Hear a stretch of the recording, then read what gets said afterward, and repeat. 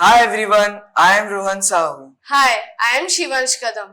Welcome to our school podcast, Young Voices. By the students, for the students, to To learn, learn, express, and connect. Welcome to the today's episode, Nutri-Teens, where we shall discuss about the nutritional need of an adolescent. To help us understand the topic, we have with us Dr. Amrita Sodhi. She is a homeopathic doctor practicing in Logram at Holistic Homeopathic Clinic. Dr. Amrita is a counseling psychologist and a medical content writer.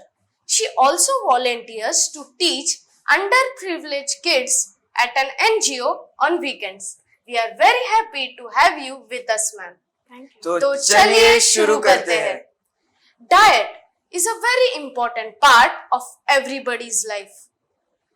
We are not talking about dieting here. Diet means every meal which we consume during a day. Irrespective of being a girl or a boy, what do you think is the ideal food thali for an adolescent?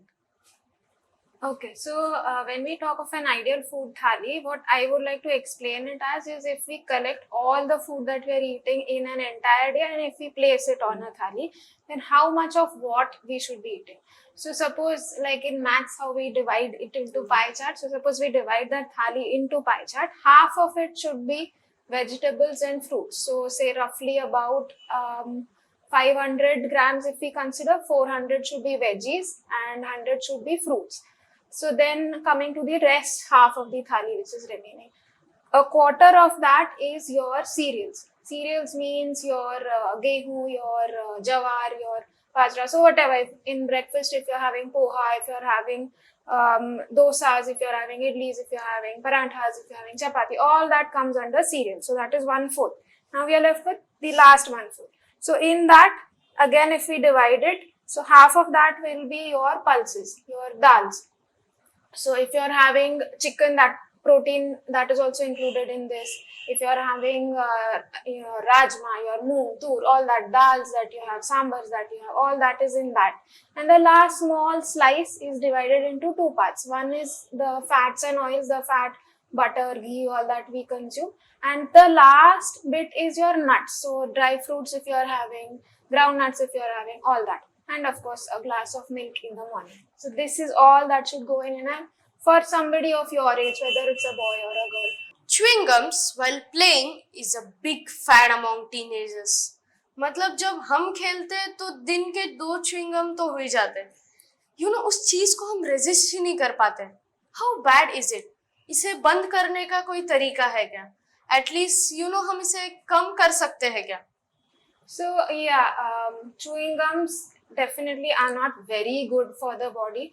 You can have issues like your teeth enamel getting affected. You can get headaches because you're constantly chewing. You're also swallowing a lot of gas, so pet mein then gas fills up. So yes, there are harms to it. Now, why you feel like having that will help you to decide how you can switch it. So most common reason is because you feel that your mouth is getting dry when you're playing and the chewing gum helps the saliva to come out. So that is basically because your body is getting dehydrated. So what you can do instead is keep taking sips of either electrolyte water, ORS or plain water also instead of chewing gum. Sometimes people feel it helps them concentrate better. So yes, it reduces your reaction time which you require in sports. But focus is not just because of chewing gum. For a good focus, you need to sleep well the day before your match or before your game. You need to practice well. That is where if your skills are sharper, you will react faster. So these are things which you can do instead of chewing gum. We would like to discuss about some common food related beliefs. It would be great if you could spell it out. ये myth हुआ या fact? Carbs makes us fat. So this is definitely a myth. What will make you fat is if you're consuming more calories than you're burning. So carbs is obviously the first thing that we burn for energy, and then if it's in excess, it gets stored initially as glycogen, then later as fat. But anything in excess, even if you have fats in excess, proteins in excess, everything is ultimately going to make you fat. So it's not just carbs, anything in excess will make you fat. Energy drinks can improve sports performance? So yes, this is a very common myth, and energy drinks contain lot of sugar and caffeine. Caffeine gives you that feeling of alertness. It blocks certain receptors in your brain, which is why even if you feel tired, you will not realize that you are tired. So you may feel that you are energetic, but it is not actually giving you a burst of energy. Protein powder needed to build muscle or increase height. So proteins are a big favorite, these protein supplements that come in.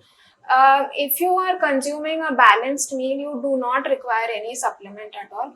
Proteins you can get from natural sources. If you are a non-vegetarian, fish, chicken, eggs, all that will give you good protein. If you are a vegetarian, your dals, your sprouted, your nuts, all that will give you good amount of protein. So having usually what we say is 1 gram protein per kg body weight. So if you are 50 kgs, you need 50 grams of protein. So 1 glass of milk, paneer, burji or egg in the morning, then good dal in the afternoon having curd, all that will be enough to give you that 50 grams of protein. Microwaved foods has no nutrients. So this is definitely a big myth. Loss of nutrients occurs because either you're using too much water or you're cooking it for a long time when your water soluble vitamins get lost.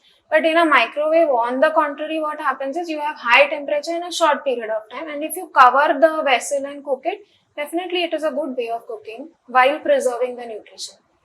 Skipping meals can help us to lose weight. So this seems logical. Okay, if I consume less calories, I'll lose weight. But the body doesn't work like that. It's not a machine. What goes in and what comes out. So what the body does is, if it realizes that less food is coming in, then what it will do is it will utilize that whatever is coming in a way in which you will still hoard all those calories.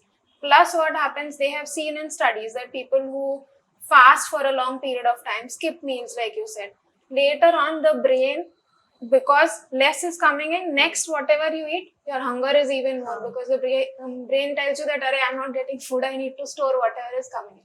So in the long run, studies have shown that people actually gain weight, they actually overeat when they do this fasting for or skipping meals for a long period of time. With this, we come to the end of our podcast, Nutri-Teens.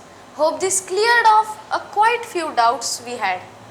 Thank you, ma'am. It was great talking to you. Have a nice day.